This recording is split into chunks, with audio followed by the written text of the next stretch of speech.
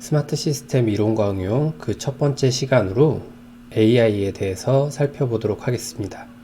자, 이번 시간에는 AI란 무엇이고 AI를 학문적으로 어떻게 정의할 수 있으며 또 AI의 역사 그리고 현재 AI의 상태에 대해서 한번 우리가 살펴보도록 하겠습니다. 우리가 아티피셜 인텔리전스를 한국말로는 인공지능이라고 이야기를 하죠. 자, 인공이란 단어와 지능이란 지능의 이제 합성어로 만들어져 있습니다. 그럼 우리가 아티피셜 인텔리전스, 인공지능을 이해하기 위해서는 인공이란 말의 의미가 무엇인지, 지능이란 말의 의미가 무엇인지를 한번 살펴봐야 되겠죠. 우리가 지능이라고 한다면 사람처럼 어떤 생각하거나 행동하는 것을 우리가 지능이라고 이야기를 합니다. 제가 사람처럼이라고 이야기를 하긴 했지만 사실은 사람이 아닐 수도 있어요. 뭐 침팬지나 이런 동물들도 당연히 지능이라는 걸 가지고 있잖아요. 하다못해 뭐 곤충이나 벌과 같은 곤충들도 지능을 가지고 있습니다. 아주 약한 형태의 지능이긴 하겠죠. 어쨌든 사람과 같은 형태로 생각하고 행동하는 것을 우리가 지능이라고 이야기를 하고요. 인공이라는 건 결국 사람에 의해 만들어졌다라는 걸 의미합니다. 그러면 우리가 인공지능이라는 거는 자연적으로 만들어진 것이 아니라 우리 사람이 가지고 있는 건 자연적으로 만들어진 거잖아요.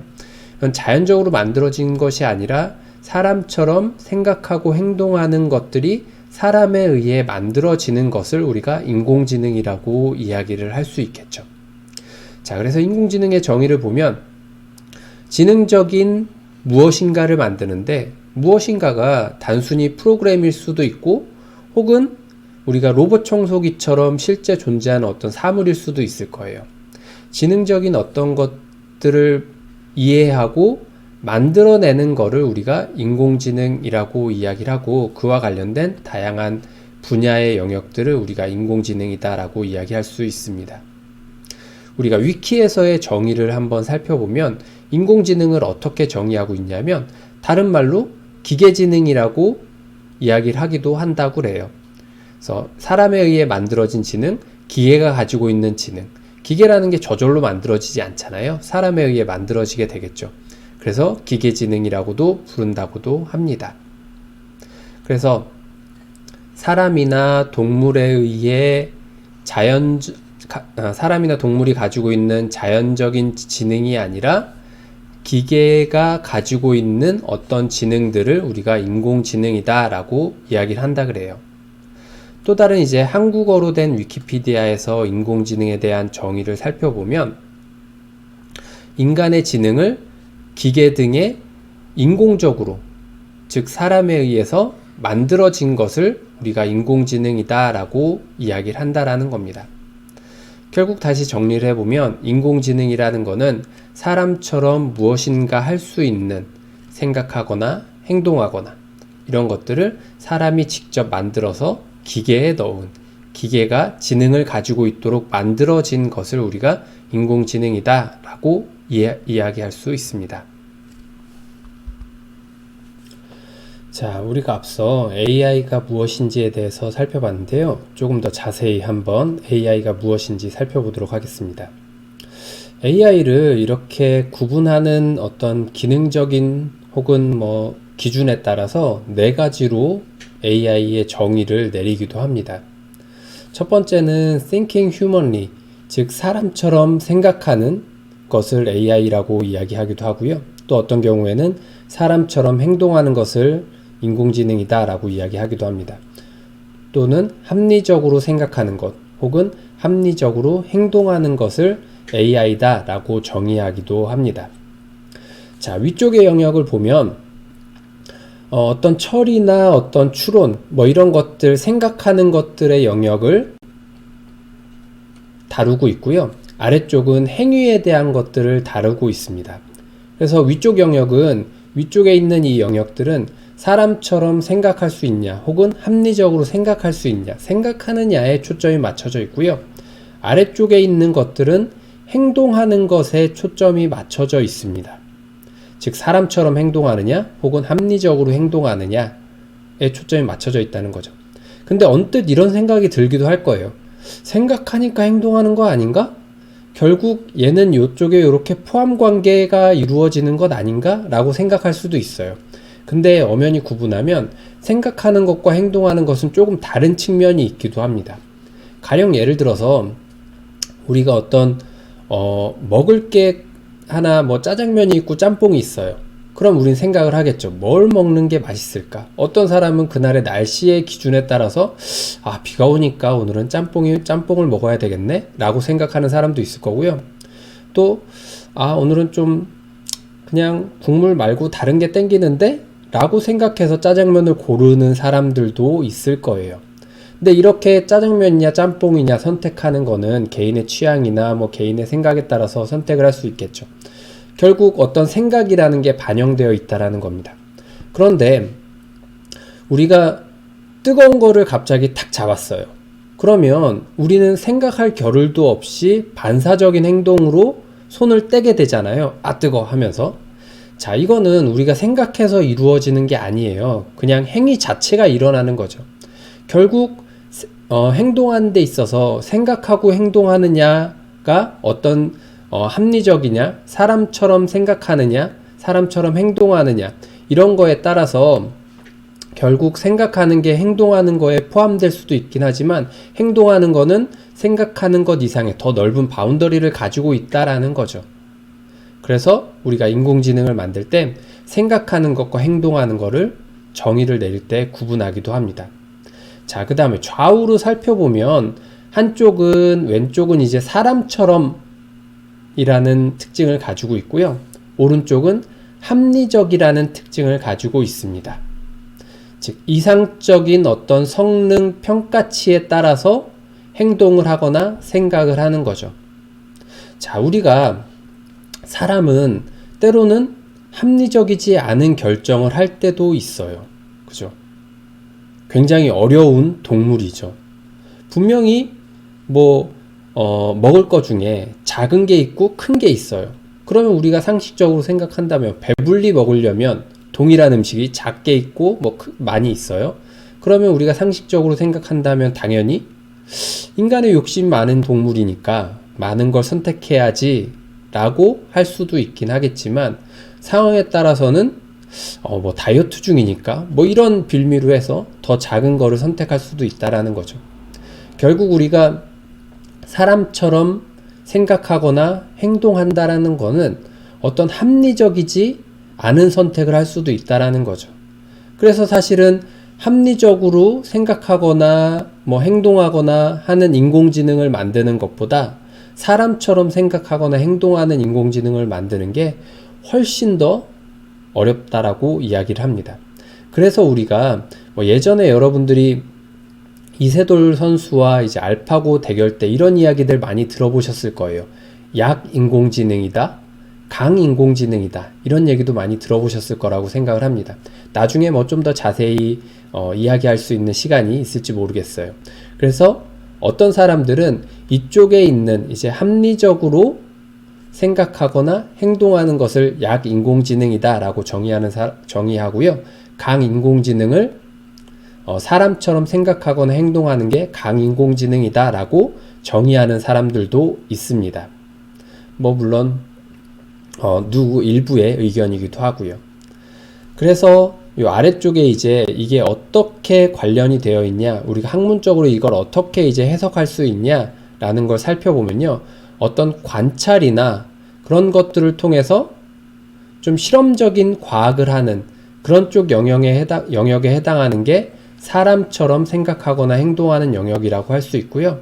이 오른쪽에 합리적으로 생각하는 거나 행동하는 것들은 어떤 수학이나 어떤 공학의 조합으로서 만들어낼 수 있다라는 겁니다.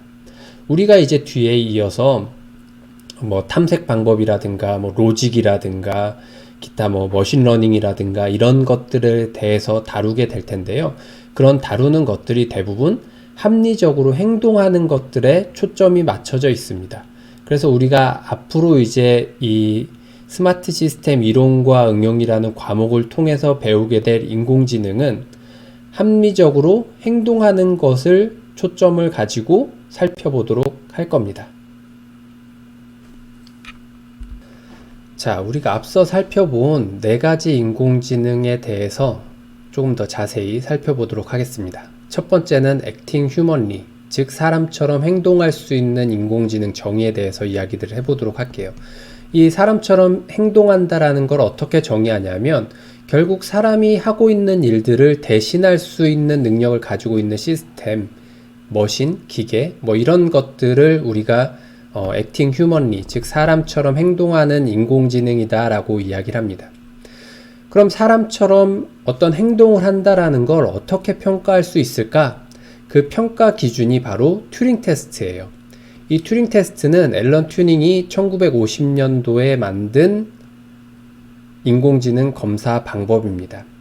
앨런 튜링이라는 사람 혹시 여러분들 들어보셨나요? 그 영화 중에서도 이미테이션 게임이라는 영화가 있는데요. 그 영화가 묘사한 대상 인물이기도 하죠.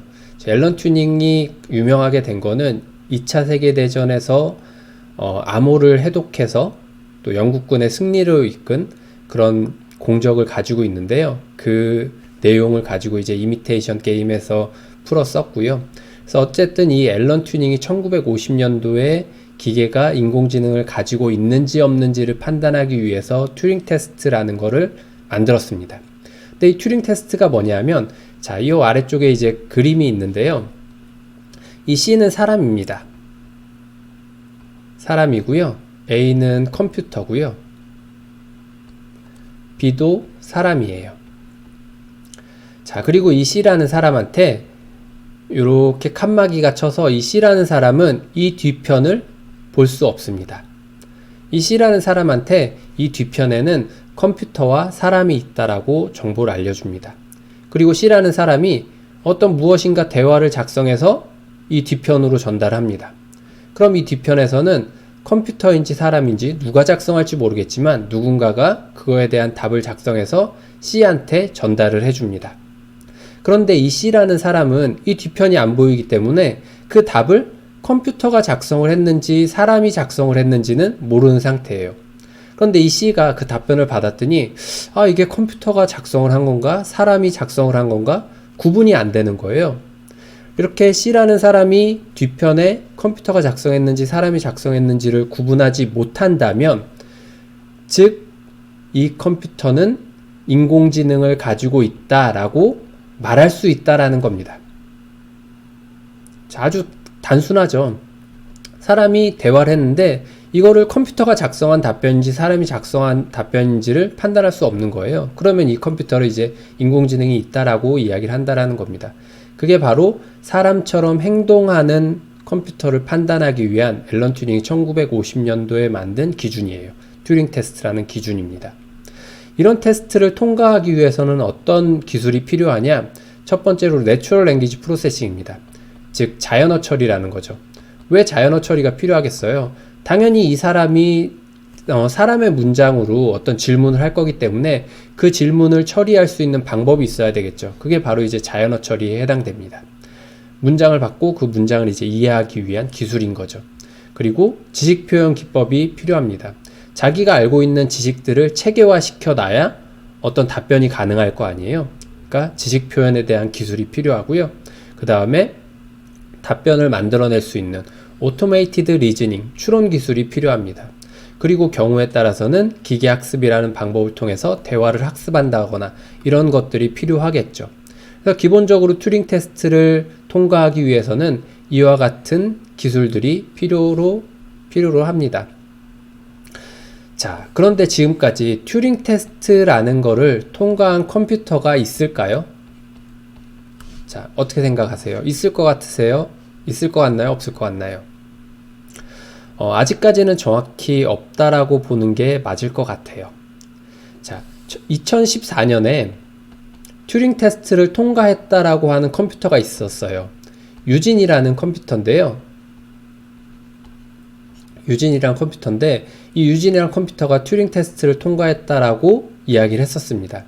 그런데 이 유진이 튜링 테스트를 통과한 데는 일종의 전제 조건이 있었어요. 전제 조건이 뭐였냐면 얘는 13살이야.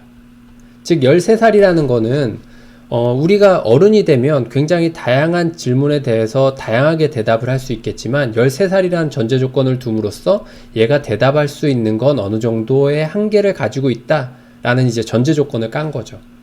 그리고 또 하나의 문제점은 뭐였냐면 뭐 예를 들어서 너의 고향이 어디야? 라고 했을 때 처음에는 A라고 대답을 했는데 시간이 지나서 다시 물어봤더니 B라고 대답을 한 거예요. 이런 것처럼 약간 다른 대답을 하는 이런 형태가 있었다라고 합니다. 그래서 이 유진이라는 컴퓨터가 튜링 테스트를 통과했다라고 홍보를 했지만 엄밀한 시선에서 보면 사실은 튜링 테스트를 통과를 못한 케이스라고 볼 수도 있겠죠. 그럼 이제 이 튜링 테스트가 과연 정말로 우리가 인공지능이, 그러니까 어떤 컴퓨터가 사람처럼 행동할 수 있는 인공지능이 있다 없다를 판단하기 위한 좋은 방법이냐? 라는 그런 질문들도 있어요. 그래서 어떤 사람이 이제 중국어 방이라는 이제 문제점을 이야기를 합니다. 이 중국어 방이라는 건 뭐냐면 컴퓨터가 이제 어떤 사람이 이 뒤편에 이제 들어가 있는 거예요. 사람이 여기 있고요. 근데 이 사람은 영어밖에 못해요. 근데 이 사람한테 뭘 주냐 하면 중국어로 된 회화집을 줘요. 일종의 회화집을 줍니다. 회화집을 주면 여기에 질문과 질문에 대한 대답을 할 수 있는 페어가 이제 있는 거예요. 그래서 이쪽에 사람이 중국어로 어쩌고저쩌고 이제 물어봅니다. 그럼 이 사람은 중국어 회화집을 찾아서 그 질문에 해당하는 질문을 찾고 그 질문에 해당하는 답변을 이제 이쪽 사람한테 전달을 해줍니다. 자, 그런데 이 상황에서 과연 이 사람이 그럼 중국어를 이해하고 있냐를 봤을 때 사실 이 사람은 중국어를 이해하고 있지 않거든요. 단순히 자기가 가지고 있는 중국어 회화집에 따라서 들어온 질문에 대해서 답변을 이제 그대로 해준 것 뿐이죠. 이런 관점으로 봤을 때 과연 이게 컴퓨터라면 이 컴퓨터가 인공지능이 있다라고 이야기할 수 있을까? 라는 게 바로 중국어 방이라는 문제예요. 뭐 어쨌든 뭐 이런 문제도 있긴 하지만 우리가 이런 튜링 테스트를 통해서 인공지능 컴퓨터, 즉 사람처럼 컴퓨터가 행동할 수 있냐를 판별하기 위한 어떤 기준이 존재한다라는 거죠. 그래서 이런 사람처럼 행동하는 컴퓨터, 인공지능을 만들기 위한 혹은 판별하기 위한 방법으로 튜링 테스트를 이야기하곤 합니다. 자, 다음으로 이제 사람처럼 생각하는 인공지능에 대해서 이야기를 해보도록 할게요. 사람처럼 생각한다는 건 다른 형태로 이제 이야기를 해보면 인지 모델을 따른다라는 인지 모델 접근법이라고도 이야기를 합니다. 그래서 뭐냐면 인간 두뇌의 작동 메커니즘을 실현할 수 있는 시스템, 즉 사람이 어떻게 생각하는지를 분석하고 그 분석된 것에 따라서 어떤 지능을 만들어 나가는 형태의 인공지능이다 라고 할 수 있습니다. 근데 우리가 이런 형태의 인공지능을 만들려면 결국 우리가 알아야 될 건 뭐냐 하면 사람이 과연 어떻게 생각하느냐를 알아야 되겠죠. 사람이 어떻게 생각하느냐를 알기 위해서 여러 가지 뭐 접근 방법이 있을 수 있을 것 같아요. 첫 번째는 인트로스펙션, 즉 한국말로 하면 우리가 내성법이라고 이야기를 하는데요. 자기 자신이 이제 어떻게 생각해 나가는지 자기 자신을 이제 관찰하는 거죠. 그런 형태의 방법이 있을 것 같고요. 혹은 심리학적 실험을 통해서 그 사람이 어떻게 생각하는지를 파악하는 것도 하나의 접근 방법이 될 수 있습니다. 어쨌든 이런 실험이나 이런 것들을 통해서 결국 사람이 어떻게 생각하는지에 대한 이론을 정립하고 그 이론에 따라서 우리가 어떤 프로그램을 구현할 수 있다면 그 컴퓨터는 결국 인공지능을 가지고 있다. 즉 사람처럼 생각하는 인공지능이다 라고 정의할 수 있다라는 겁니다. 그 대표적인 학문이 이제 인지과학 영역의 학문이라고 할 수 있을 것 같아요. 그래서 이 인지과학이라는 건 결국 사람의 마음, 사람의 생각에 대한 어떤 정확하고 실증 가능한 이론을 정립하는 게 이제 인지과학이잖아요. 그래서 이런 사람의 마음이나 생각을 잘 정립해서 그걸 가지고 이제 어떤 무엇인가 이제 구현해내는 그런 형태의 학문이라고 볼 수 있을 것 같습니다. 그래서 인지과학이라는 거는 결국 우리가 인공지능을 만드는 어떤 컴퓨터과학, 인공지능 측면에서 봤을 때 굉장히 상호 보완적인 학문이라고 할 수 있을 것 같습니다. 자, 다음으로 합리적으로 생각하는 인공지능에 대해서 한번 이야기를 해보도록 하겠습니다. 합리적으로 생각한다라는 건 우리 사람이 생각하는 어떤 절차를 모형화해서, 즉 컴퓨터가 이해할 수 있는 형태로 어떤 모형화를 해서 주어진 사실로부터 새로운 사실이나 결론을 유추해낼 수 있는 시스템을 우리가 합리적으로 생각하는 인공지능이다 라고 이야기를 합니다. 예를 들어서 아리스토텔레스의 우리가 3단 논법이라는 게 있잖아요. 3단 논법이라는 거는 여러분들도 배우셨겠지만 어떤 정확한 사실이 주어지면 그로부터 정확한 결론을 유추해낼 수 있다라는 거잖아요. 즉 예를 들어서 아리스토텔레스는 사람이다, 사람은 죽는다. 그러면 우린 이런 사실로부터 아리스토텔레스는 죽는다라는 결론을 유추해낼 수 있다는 거죠. 이런 것들이 어떤 생각의 법칙이거든요. 그래서 위에 제목에 있는 것처럼 어떤 생각의 법칙을 따르는 접근 방법이라는 거잖아요. 그래서 이렇게 우리가 사람의 어떤 행위가, 사람의 어떤 생각이 생각의 법칙에 따라서 이루어진다 라는 거고요. 그런 것들을 기반으로 해서 인공지능을 만들어 나가는 접근 방법이라고 보시면 됩니다. 그래서 이렇게 우리가 알고 있는 어떤 생각의 절차를 모형화하기 위한 방법으로 로직이라는 걸 사용을 하는 거고요.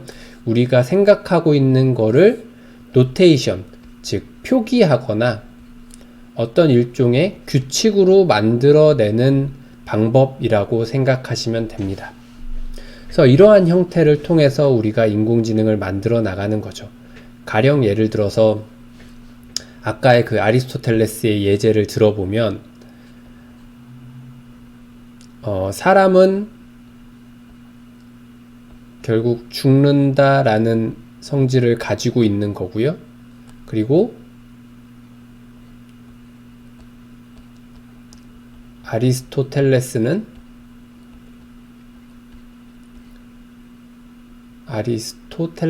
좀 이상하게 쓰긴 했네요. 아리스토텔레스는 사람이다. 그러면 결국 아리스토텔레스는 죽는다 라는 이런 형태의 어떤 결과를 도출해낼 수 있다라는 거죠.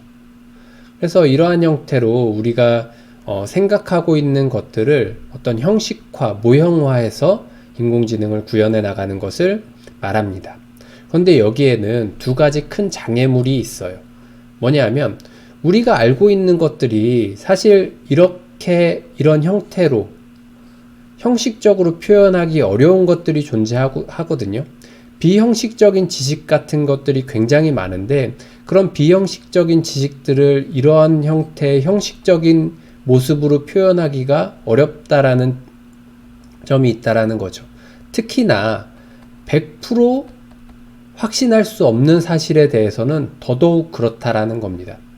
그래서 우리가 알고 있는 것들을 실제로 이런 형식으로 표현하기가 쉽지 않다라는 거고요.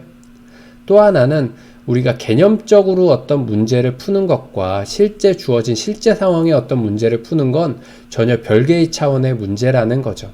그래서 이런 두 가지 장애물 때문에 사실 이런 합리적으로 생각하는 로직 기반의 어떤 접근법, 어프로치가 사실은 굉장히 한때 유행했던 혹은 한때 인공지능을 만들기 위한 아주 좋은 방법으로 여겨졌었지만 현재는 그렇게 효과적인 방법으로 사용되고 있진 않습니다. 자, 마지막으로 이제 합리적으로 행동하는 인공지능에 대해서 이야기를 해보도록 할게요. 위에 제목에 있는 것처럼 레이셔널 에이전트 어프로치라고 이야기를 합니다. 즉 합리적 에이전트 접근 방법이라고 이야기할 수 있어요. 즉 무슨 얘기냐면 주어진 정보에 기반해서 어떤 목표 달성 가능성을 가장 높일 수 있는 것으로 기대되는 절차를 수행하는 시스템이라고 이야기를 합니다. 즉 무슨 얘기냐 하면, 자, 예를 들어서 어떤 로봇이 있어요. 로봇이 있는데 이쪽으로 가는 길이 있고 이쪽으로 가는 길이 있습니다. 근데 이쪽으로 갈 때는 어떤 벽을 만나게 돼요. 이쪽으로 갈 땐 벽이 없어요. 그런데 이 로봇한테 제가 어떤 조건을 주는 거예요. 벽을 만나면 너는 마이너스 1점을 줄 거야. 만약에 잘 가면, 벽을 만나지 않고 잘 가면 너는 1점을 줄 거야. 라고 이런 어떤 조건을 줍니다. 그러면 이 로봇은 이쪽으로 가면 벽을 만나게 되니까 마이너스 1점을 얻게 돼요. 이쪽으로 가면 아무런 장애물을 만나지 않으니까 플러스 1점을 얻게 됩니다. 그러면 이 로봇은 어디로 가는 게 점수를 많이 얻을 수 있는 방법일까요? 당연히 이쪽으로 가는 게 점수를 더 많이 얻을 수 있는 방법이겠죠. 즉 어떤 주어진 정보를 바탕으로 해서 자기가 취할 수 있는 가장 최적의 방법으로 행동하는 것을 우리가 합리적 에이전트라고 이야기를 하고, 합리적으로 행동하는 인공지능을 구현하기 위한 방법에 해당됩니다. 자, 그래서 합리적 에이전트에 대해서 조금 더 자세히 살펴보면, 에이전트란 말은 무엇이냐면 어떤 거를 행위하는, 즉 행동하는 무엇인가를 우리가 다 에이전트라고 이야기를 합니다. 그런데 우리가 에이전트라는 게 행동하는 무엇인가이기 때문에 프로그램도 사실은 어떤 행위를 하는 거잖아요. 우리가 1 더하기 1이라는 프로그램을 짰어요. 그럼 얘는 2라는 결과를 만들어내죠. 결국 이것도 어떤 1 더하기 1을 더하기라는 행위를 통해서 결과를 만들어내는 거잖아요. 그런데 우리가 그럼 1 더하기 1이라는 프로그램을 만들었을 때 얘를 에이전트라고 할 수 있냐? 보통 우리는 이러한 형태를 에이전트라고 부르진 않아요. 물론 어떤 행위를 하는 거긴 하지만 우리가 에이전트라고 부르는 거는 자율적으로라는 전제 조건을 가지고 있습니다. 그래서 자율적으로 어떤 행위를 하는 것들을 우리가 에이전트라고 이야기를 한다라는 거죠. 그리고 합리적으로 행동한다라는 건 뭐냐면 올바른 행위를 하는 걸 의미해요. 여기서 말하는 올바른 행위라는 건 어떤 목표를 달성하기 위해, 앞서도 말씀드렸지만 어떤 목표 달성 가능성을 가장 높일 수 있는 것들, 방법을 찾아가는 거잖아요. 그래서 목표를 달성하기 위해서 주어진 환경에서의 가장 최적의 선택을 해나가는 것들을 우리가 합리적이다라고, 합리적으로 행동한다라고 이야기를 합니다. 즉 합리적 에이전트라는 거를 이제 다시 한번 정의를 내리면, 기대되는 최고의 결과를 얻기 위해서 어떤 행동을 스스로 결정해 나가는 것들, 결정해 나가는 에이전트를 우리가 합리적 에이전트라고 이야기를 한다라는 겁니다. 그게 물론 불확실한 환경일 수도 있어요. 아주 확실한 환경일 수도 있고요. 불확실성을 가지고 있는 환경일 수도 있습니다.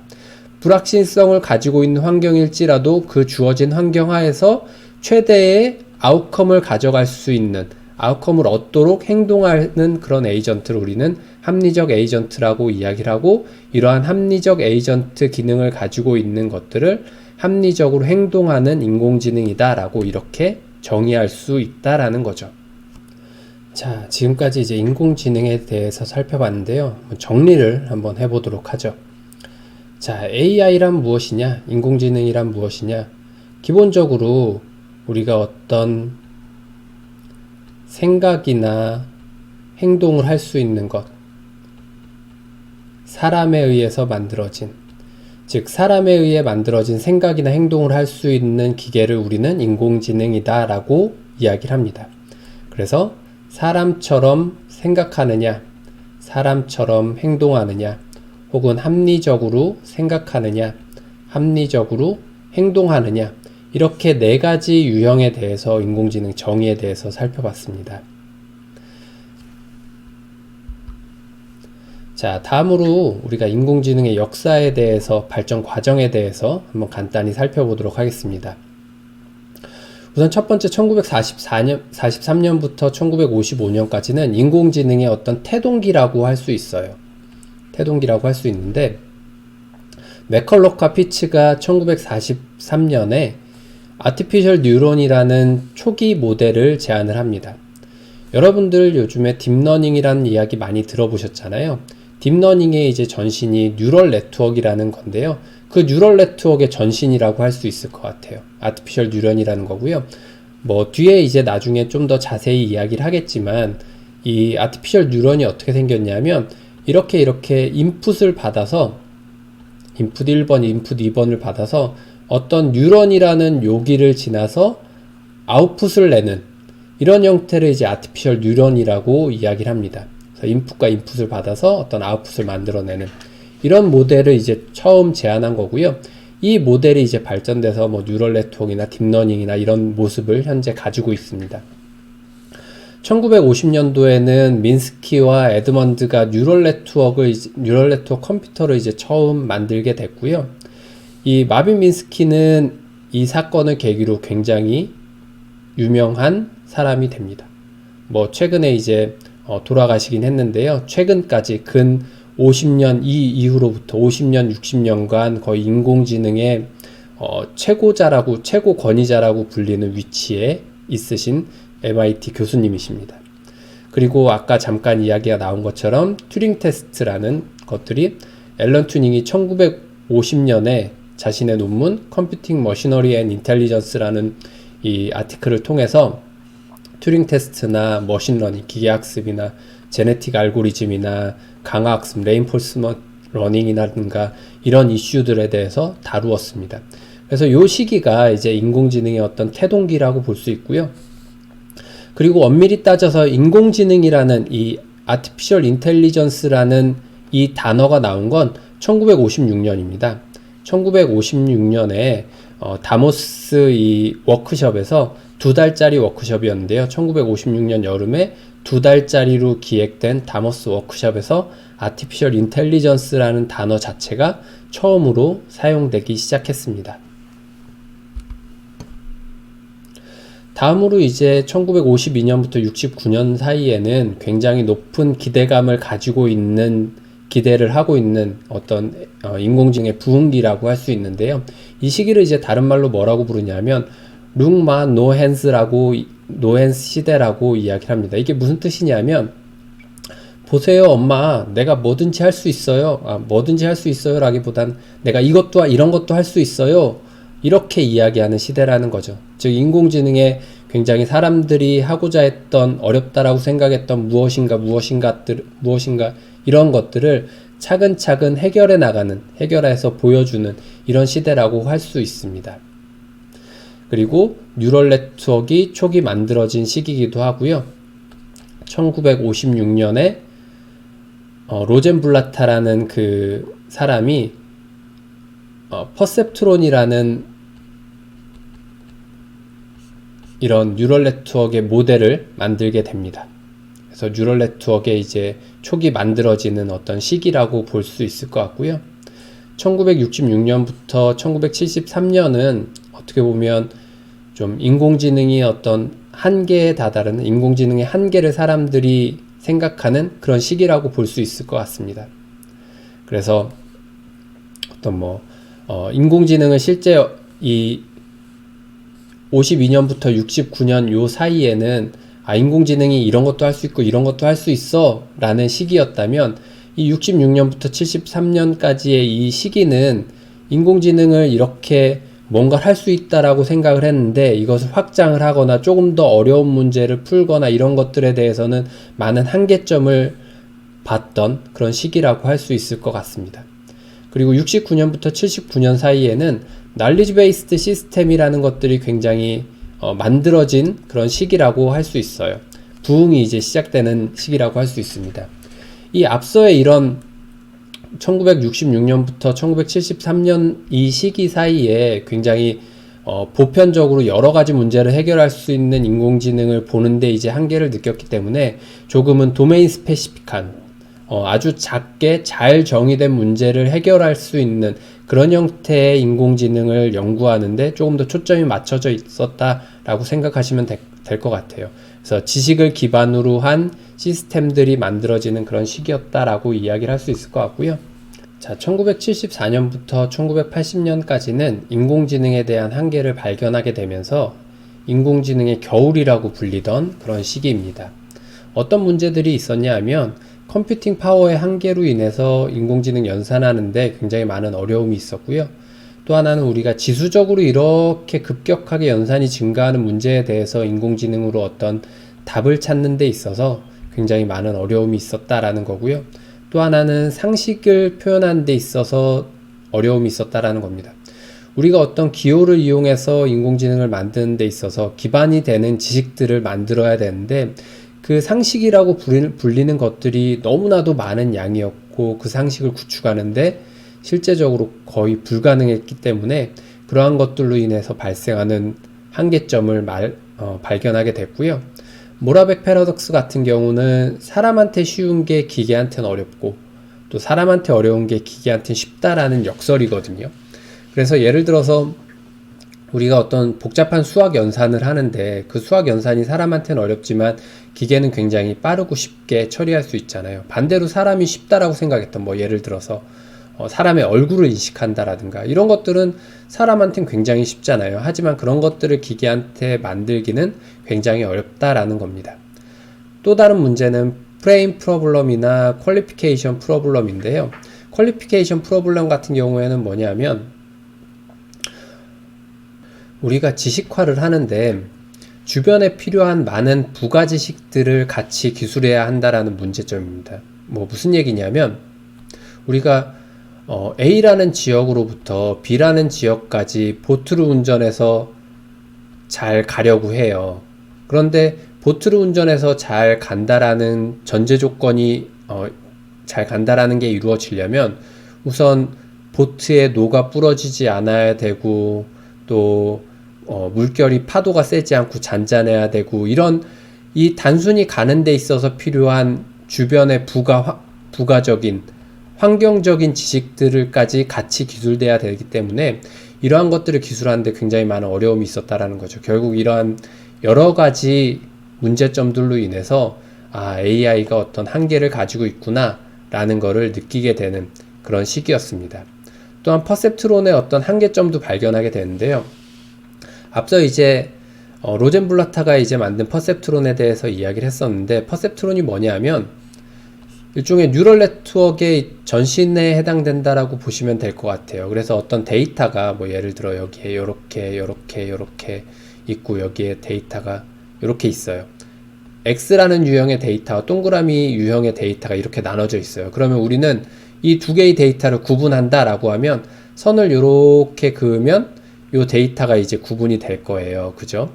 이렇게 데이터를 구분하기 위해서 어떤 이런 뉴럴 네트워크의 모형들을 사용을 해서 요렇게 구분할 수 있는 선을 긋는 이런 방법이다 라고 생각하시면 되거든요. 나중에 이제 좀 더 자세히 말씀을 드리도록 할게요. 그래서 이쪽에 이제 인풋이 있고 이 인풋을 조정하기 위한 웨이트 밸류들이 이쪽에 있고 이쪽에는 이제 연산을 해서 어떤 뭐 이런 시그마 연산을 한다던가 이렇게 해서 이제 아웃풋을 만들어내는 이쪽에는 이제 뭐 시그모이드 펑션이라든가 뭐 이런 것들을 넣어서 아웃풋을 만들어내는 이런 모습인데 그래서 이런 것들을 통해서 우리가 이렇게 분류를 할 수 있습니다. 그런데 이제 문제는 뭐냐면 민스키 교수가 이제 이런 퍼셉트론의 한계를 이야기를 했는데요. 가령 예를 들어서 여기가 이제 0일 이렇게 데이터가 있어요. 이렇게 좌표가 이제 만들어져 있다라고 하면 이쪽에 이렇게 4분면으로 봤을 때 이쪽에 어떤 X가 있고 X가 있고 O가 있고 O가 있어요. 그럼 이렇게 선을 그으면 될 거고 또 다른 예로 또 이쪽에 X가 있고 뭐 X가 있고 O가 있고 O가 있어요. 이렇게 선을 그으면 될 거예요. 그죠? 뭐 또 다른 예로 이쪽에 X, X, X, O가 있어요. 그럼 이렇게 선을 그으면 될 거예요. 그런데 문제는 뭐냐면 여기에 O가 있고 여기에 X가 이렇게 있어요. 이거는 선으로 해결할 수 있는 문제가 아니거든요. 직선으로 해결이 안 되잖아요. 뭐 이런 형태로 뭐 선을 그리면 몰라도 그죠? 그래서 이게 이제 XOR이라는 연산의 이제 프로블럼인데 이런 XOR 문제를 해결할 수 없다라는 거를 이야기를 하게 됩니다. 민스키 교수가. 이 퍼셉트론을 만든 로젠블라타하고 민스키 교수는 고등학교 동문이거든요. 한 1년 차이 나는 걸로 알고 있는데 어쨌든 이런 퍼셉트론의 한계를 민스키 교수가 이제 이야기를 하게 됩니다. 그러면서 이제 퍼셉트론이 해결할 수 없는 문제를 발견하게 되고 퍼셉트론에 대한 기대가 굉장히 이렇게 추락하는 그런 시기를 맞게 됩니다.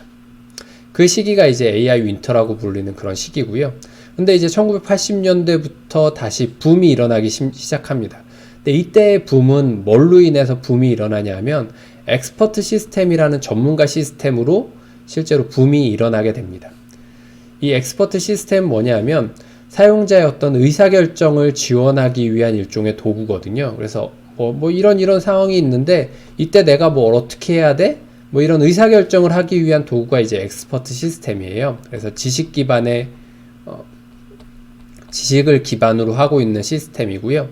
그래서 실제로 DEC라는 미국에 있는 이제 컴퓨터 제조업체인데 이 DEC가 엑스퍼트 시스템을 도입함으로 해서 실제로 굉장히 많은 물류 비용이나 이런 것들을 절약했다라고 이야기를 합니다. 그래서 그러면서 이제 이 시기가 엑스퍼트 시스템에 굉장히 붐이 일어났던 그런 시기고요.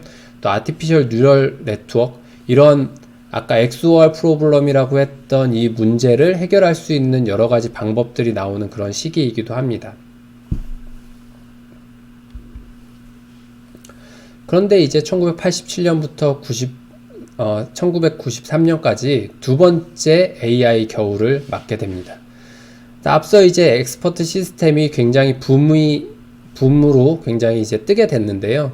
실제 엑스퍼트 시스템을 도입을 해서 뭐 여러 가지 이제 환경들을 만들어 가게 됐는데 엑스퍼트 시스템의 어떤 일종의 거품이 이제 꺼지기 시작한 거죠. 그 시기가 이제 두 번째 겨울이라고 이야기를 하고요. 그에 따라서 굉장히 많은 실제로 AI 업체들 거의 한 3,000여 개 정도가 이제 파산하거나 뭐 도산되는 이런 형태의 시기를 맞게 됩니다. 그리고 1993년부터 현재까지 뭐 여러 가지 이제 AI 기술들이 만들어지게 되는데요. 또 한 가지 유행했던 게 인텔리전트 에이전트, 지능형 에이전트가 하나의 유행으로 자리 잡게 되고요. 또 2001년부터는 우리가 웹이라는 걸 통해서 굉장히 많은 데이터들을 확보할 수 있는 그런 시기가 되게 되잖아요. 그러면서부터 큰 데이터셋을 다루는데 굉장히 효과적으로 다룰 수 있고 큰 데이터셋이 인공지능을 만드는데 아주 중요한 역할을 한다라는 것을 인식하게 된 그런 시기라고 할 수 있습니다. 예전에는 AI를 만드는 데 있어서 굉장히 알고리즘을 중요시했다면 이 이후부터는 많은 양의 데이터들을 가지고 이제 AI의 성능을 높이는 그런 시기라고 할 수 있을 것 같습니다. 실제로 우리가 AI를 하는 데 있어서 알고리즘도 굉장히 중요하지만 데이터의 중요성도 굉장히 높거든요. 그래서 실제 예전에 이제 어떤 논문의 연구 결과들을 살펴보면 뭐 예를 들어서 데이터가 이렇게 늘어남에 따라서 그 성능도 이렇게 늘어나더라라는 이런 연구 결과들도 있습니다. 그래서 데이터가 굉장히 중요하다라는 거고요. 특히나 최근에 이제 딥러닝 같은 경우에는 데이터의 중요성이 더더욱 강조되고 있습니다. 그리고 2011년도부터는 딥러닝이라는 이슈들, 뭐 빅데이터들, 또 아주 일반적인 모든 환경에 적용할 수 있는 일반적인 인공지능들 이런 것들에 대한 이슈들이 이제 이야기되고 있습니다.